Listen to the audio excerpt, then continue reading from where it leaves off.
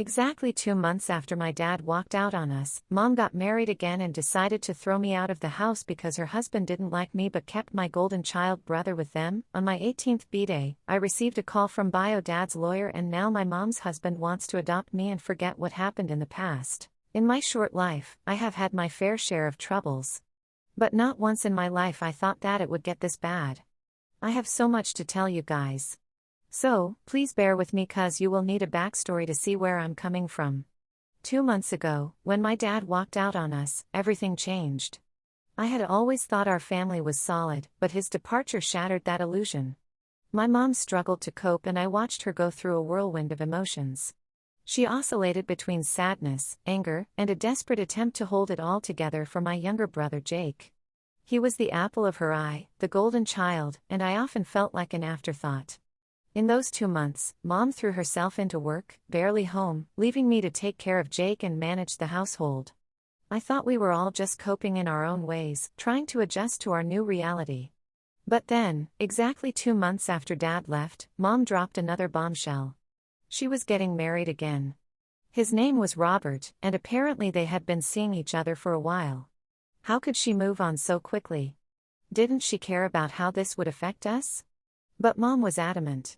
She said Robert made her happy and that we should be happy for her, too. It felt like a betrayal. Dad had left us. And here she was moving on as if we were just a footnote in her life. The wedding came together in a rush with my mom practically floating through the planning. Jake was thrilled, of course, and that made it even harder for me. I was stuck in a strange limbo, feeling like I was losing her all over again. On the day of the wedding, I was expected to be there to smile and support my mom. It was a small rushed affair. Jake seemed excited about having a new dad, but I couldn't bring myself to feel the same way. But the moment I met her new husband, I felt the weight of disapproval in his gaze. Something about Robert just didn't sit right with me. He was always extra nice when Mom was around, but when she wasn't, he'd give me this cold, calculating look. He was charming enough on the surface, but I sensed that he viewed me as a problem. My instincts were right. As soon as the ceremony ended, he pulled my mom aside and spoke to her in hushed tones. I stood there feeling invisible. That night, my mom called me into the living room. I thought she might want to talk about how everything was going, but instead she told me that she and her new husband had decided it would be best for me to move out. I couldn't believe what I was hearing. Mom said that Robert felt I was a negative influence on the family and that my attitude problem was causing tension in their marriage. She said it would be best for everyone if I found my own place to live. I was crushed. My own mother was choosing her new husband over me. This was my home, too, and I felt betrayed. Jake stayed, of course. He was younger than me, plus my mom would never dream of throwing him out. I packed my bags in silence, my heart racing as I realized the finality of it all. I had nowhere to go, but I couldn't stay in a house where I wasn't wanted. As I walked out, I took one last look at the place I had called home.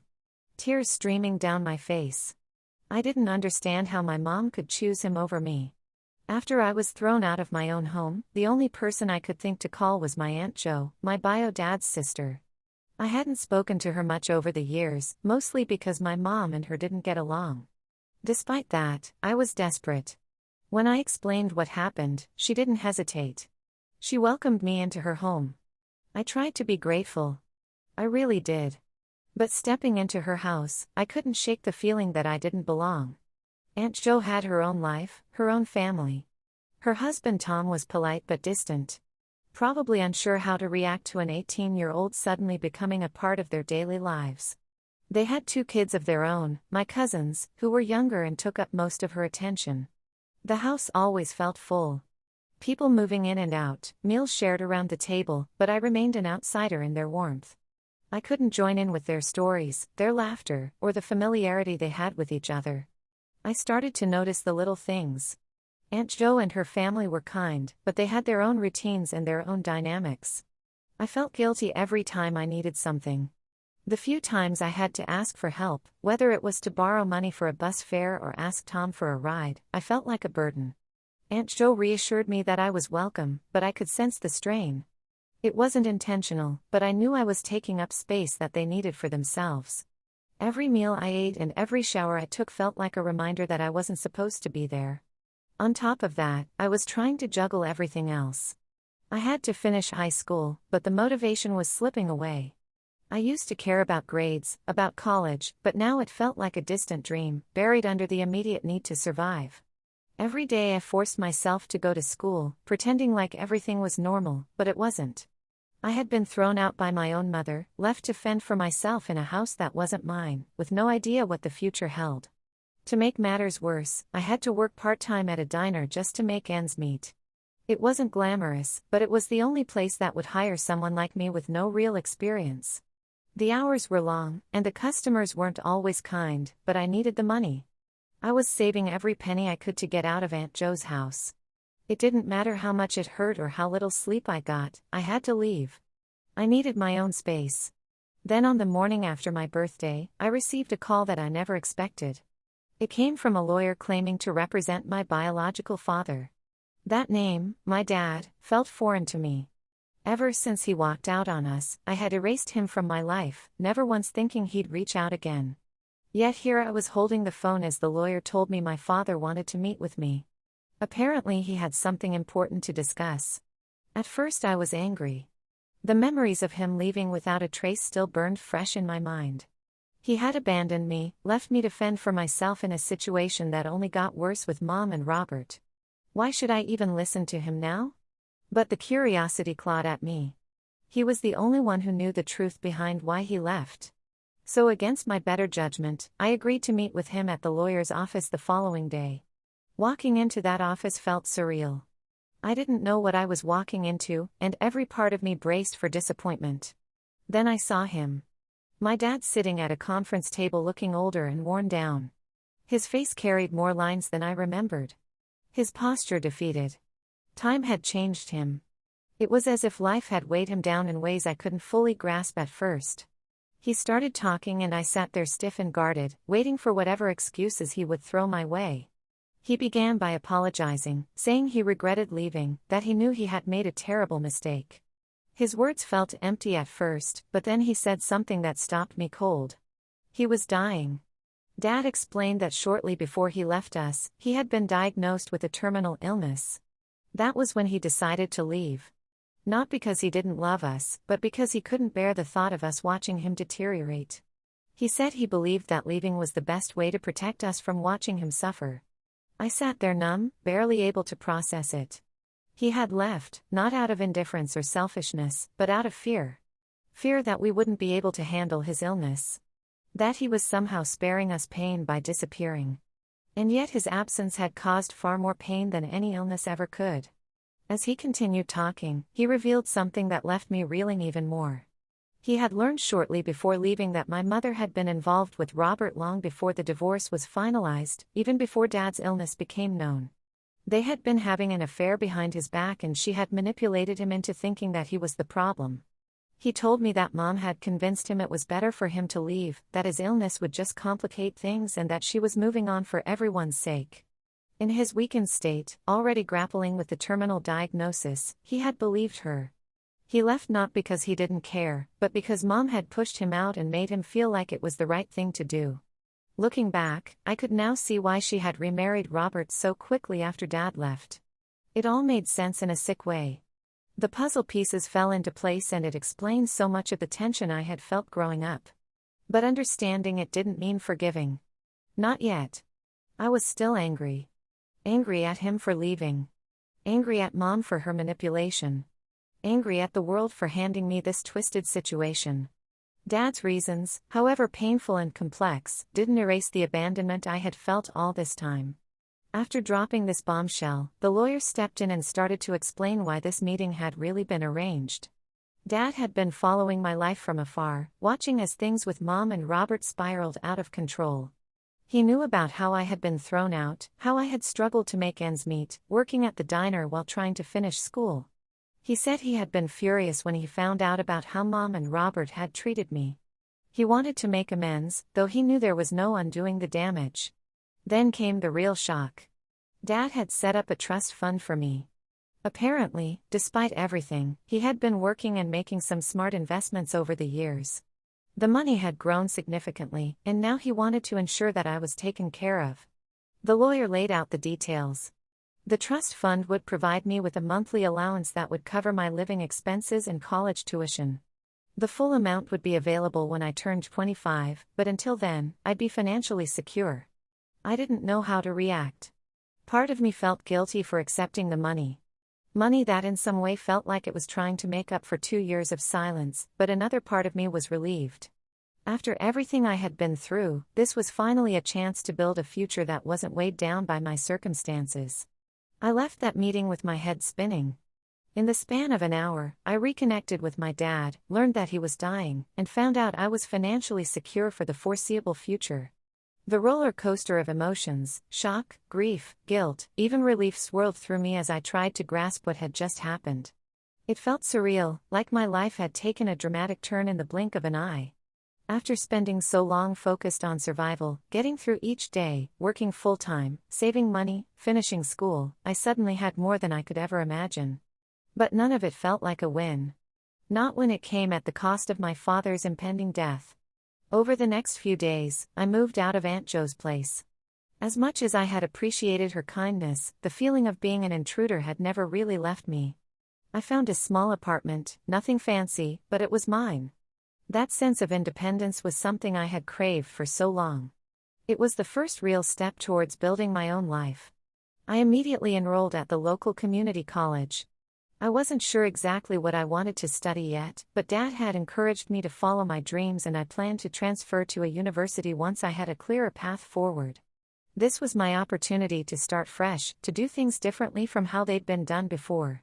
In the meantime, I started visiting Dad regularly. He had been admitted to the hospice care, and I knew that time was running out. Our relationship was far from perfect. There was still a deep well of hurt that wouldn't easily disappear. Yet, as difficult as it was, we were both trying. I could see in his eyes that he regretted so much. Regretted not fighting harder, not seeing through Mom's manipulation sooner. The guilt weighed heavily on him, and that guilt mirrored my own. Each visit felt bittersweet, like we were trying to make up for the lost years, knowing all the while that our life together was rapidly shrinking. About a week after that first meeting with Dad, I received another unexpected call. This time, it was from Robert, my stepdad. He wanted to meet and discuss something important. My gut instinct was to say no after everything that had happened, the way he and Mom had turned their backs on me. It felt like an unwelcome intrusion on my already overwhelming situation. But part of me was curious. What could he possibly have to say after all this time? Reluctantly, I agreed to meet him at a local coffee shop the next day. When I arrived, it wasn't just Robert waiting for me. Mom was there, too, along with Jake, my younger brother. I hadn't seen any of them since I had been thrown out. The sight of them together, looking nervous and out of place, stirred up old emotions. I had expected this to be a one-on-one conversation with Robert, but now I was faced with my entire former family. Robert, usually so composed and sure of himself, looked uneasy. Mom kept glancing at me, her eyes filled with unshed tears. Jake, the youngest, sat quietly, clearly upset, but not fully understanding the depth of everything going on. The tension was thick, and I braced myself for whatever they had come to say. Robert started talking first, and what he said left me stunned. He apologized, genuinely apologized. For the first time since he had entered my life, he was admitting that he had been wrong about me. He confessed that his own insecurities had driven his behavior, that he had manipulated Mom into believing that I was a threat to their new family. As he spoke, I watched Mom crumble, tears streaming down her face. She hadn't just been blind to what was happening. She had chosen to let it happen. Robert might have fueled her fears, but she had allowed it to go on because she was too consumed by her own happiness with him to notice the harm it was doing to me. Then Robert dropped a bombshell I never saw coming. He wanted to adopt me. He said he knew it couldn't erase the past, but he wanted to start fresh. He wanted to build the relationship we should have had from the beginning. I was speechless after everything, after being cast out and treated like an outsider in my own family. Here was the man who had played a huge role in that rejection, asking to legally and emotionally make me part of his family. Mom sat there pleading silently with her eyes, and Jake, though quiet, looking like I was the missing piece they needed to be whole again. I didn't know what to say.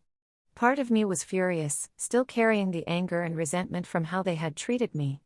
How could they expect me to just forget all of that and start over? But another part of me was tired. Tired of the conflict. Tired of the estrangement. Deep down, a part of me longed for the family I thought I had lost. After everything with Dad, I was emotionally drained. And their sudden plea for reconciliation only added to the confusion. I told them I needed time to think and then left the coffee shop feeling like my life had been turned upside down yet again. The days that followed were filled with a whirlwind of emotions. On one hand, I had my dying father trying to make amends and ensure my future. On the other hand, there was the family that had rejected me, now asking for a second chance. I felt pulled in two directions, each decision carrying the weight of my entire future. I spent more time at the hospice with Dad, knowing that our visits were becoming limited. His condition had worsened and the doctors warned me that there wasn't much time left. Despite the sadness, I was grateful for these moments with him. We talked about everything, the past, the things he regretted, his hopes for my future. He urged me to pursue my dreams, to use the trust fund he had set up to create a life I could be proud of. As much as I appreciated his encouragement, I couldn't shake the sense of loss that hung over every conversation. This wasn't the life I had envisioned. As for Robert's offer of adoption, I remained torn. I spoke to Mom several times over the phone, and each time she was apologetic. She admitted to being blinded by her fear of being alone, and she promised to support whatever decision I made. It was hard to trust her words after everything, but I could hear the regret in her voice. Even Jake had reached out, texting me constantly, apologizing for not understanding sooner, begging me to come home. His messages were a bittersweet mix of innocence and desperation, tugging at my heart as I tried to figure out what to do. Robert had kept his distance after that initial meeting. He sent one email repeating his apology and offering to help pay for my college education regardless of whether I accepted his offer to adopt me. It was a generous offer, but I wasn't sure how to feel about it. Accepting his financial support felt like complicity, like I was saying it was okay to buy back my trust. But at the same time, it was hard to turn down the help when it could ease my path forward. I didn't know what to say. Part of me was still angry, hurt by how they had treated me, but another part of me longed for the family I had lost. Meanwhile, I'm also working with Dad's lawyer to sort out the details of the trust fund. The sheer amount of money still feels overwhelming, and I couldn't help but feel guilty. This financial security came at the cost of almost losing my father. The irony isn't lost on me. It's been 2 days since that meeting, and I'm torn. My biota is dying. And Robert, this man who ruined my life in so many ways, wants to adopt me. My mom claims she's sorry that she let her insecurities cloud her judgment. Jake, innocent in all of this, just wants his sister back. And then there's the trust fund. Do I even deserve it after everything? Ida for not wanting to be adopted by the man who broke apart my family even though he's now trying to make amends. Should I forgive him and try to rebuild the life I've lost? Or is it better to cut my losses and focus on my future without them?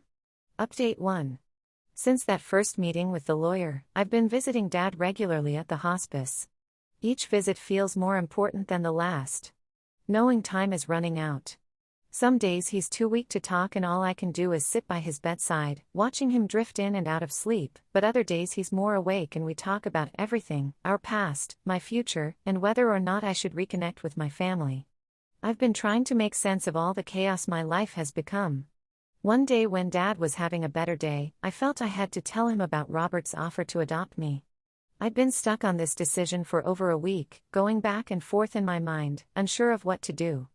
I wasn't sure how Dad would react to hearing that the man who had a role in him leaving my life now wanted to adopt me. I expected some kind of emotional reaction, but Dad stayed calm while I explained everything. His face didn't reveal much, just a quiet understanding that both comforted me and made me uneasy at the same time. After I finished, Dad took a deep breath and said something that stayed with me. He told me that no matter what I decided, he'd support me. But he also warned me now that I had the trust fund, I had power. I wasn't just someone barely getting by anymore. I had financial security. And that kind of security attracted attention. He told me to be cautious even with people close to me like Mom, Robert, and Jake. His words made me realize how careful I needed to be, and I couldn't ignore the nagging feeling that some people might be looking out for their own benefit, not mine. After that conversation, things became clearer. Dad's warning made me see why Robert had suddenly come forward with his offer to adopt me. It wasn't just about making amends. It was also about securing a place in my life and maybe even my financial future. The thought gave me chills. I'd been so focused on trying to rebuild my family that I hadn't even considered that Robert's intentions might not be as innocent as they seemed. In the days that followed, I started to notice small changes in how people acted. Jake, for example, had been texting me more, always asking about my apartment, how school was going, and when I'd visit. It seemed harmless at first, but something felt off. He kept bringing up Robert's adoption offer like he was trying to push me into thinking it was a good idea. It was odd, especially since Jake had never been all that involved in the family drama. Why was he suddenly so invested? Then there was Mom. She'd been calling more often, too, apologizing over and over for how things had gotten so bad between us.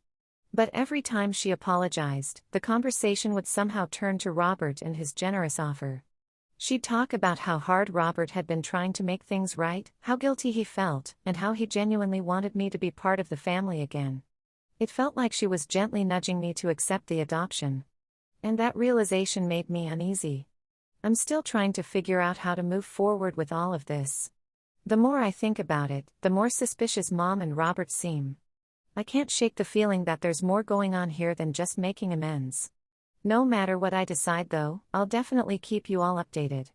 You guys have been such a constant source of advice and support, and I am very grateful for that. Update 2. Hi guys, I hope you're all doing well. First off, I want to say thank you for all the comments on my last update. I got a truckload of responses, and let me tell you, I'm really grateful for everyone who took the time to read my story. I saw a lot of comments saying I was being mooched off and that I was naive for not seeing what was obvious to others. I get what you guys are saying, but to me, my family has always been complicated. I wanted to believe that my mom would admit her mistakes, make things right, and we could go back to being a real family. But it wasn't long before something happened that confirmed Dad's suspicions about people's true intentions. One afternoon, I got a call from Aunt Jo, which was surprising because I hadn't heard from her since I moved out. She sounded frantic, asking if everything was all right and if I'd had any issues with my trust fund or lawyer. I was confused, so I asked her what she meant. That's when she dropped a bombshell.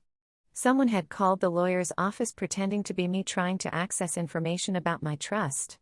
Luckily, the lawyer caught on to the impersonation and shut it down before anything could happen.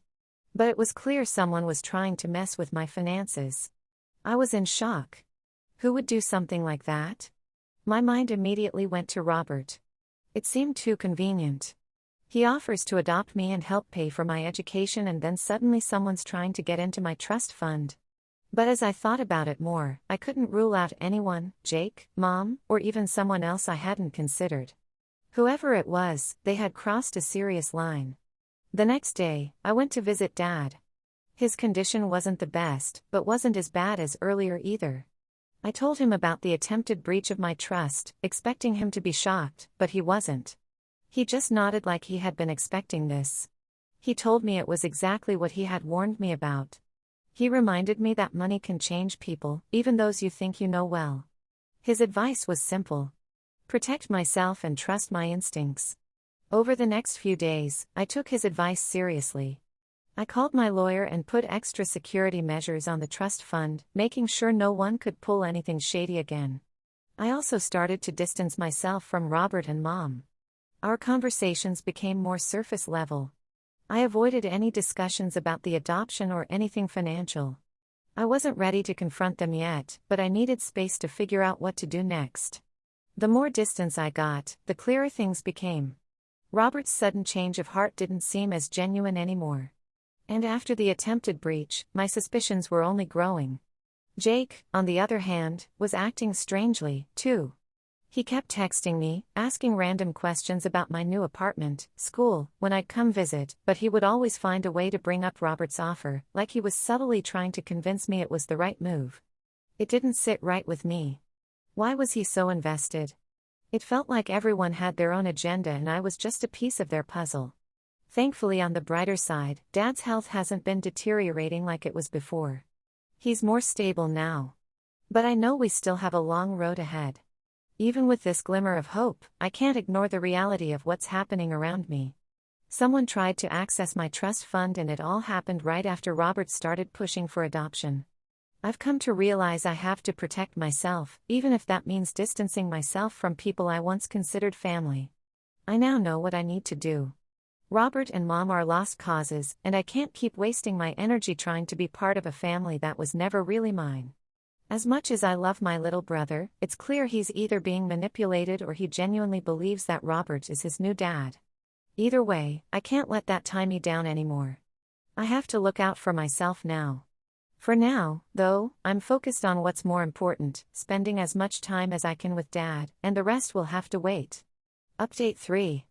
Hey everyone, I hope you're all doing well.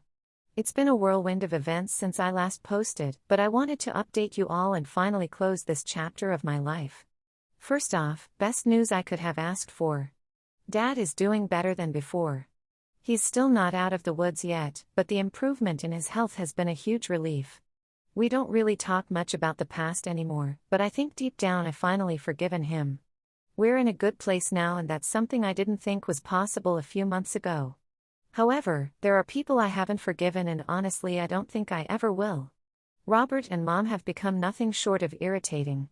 Their constant texts are never ending, always trying to pull me back into their web. Do they seriously think I'm clueless about what's going on? I know exactly what their angle is. And honestly, I've had enough. As many of you suggested in the comments, and with the support of Aunt Jo and Dad, I decided it was time to put an end to this mess once and for all. I needed a face-to-face conversation with them, not to reconcile, but to make things crystal clear. So, I arranged a final meeting at their place. But I didn't go alone. I brought my lawyer with me for protection and to ensure everything was on the record. When I arrived, they immediately started with the sweet talk, trying to butter me up, but I wasn't there to play games. I shut it down quickly and got straight to the point. I knew about the call to the lawyer's office, and I knew what their true intentions were behind the adoption offer. They tried to act surprised, but it was obvious they weren't expecting me to be so direct. Some of you asked how exactly they thought adopting me would help them get access to the trust fund. Honestly, I don't know for sure either, but my best guess is that they planned to manipulate me once the adoption was finalized. Maybe guilt-trip me into giving them money or controlling my decisions.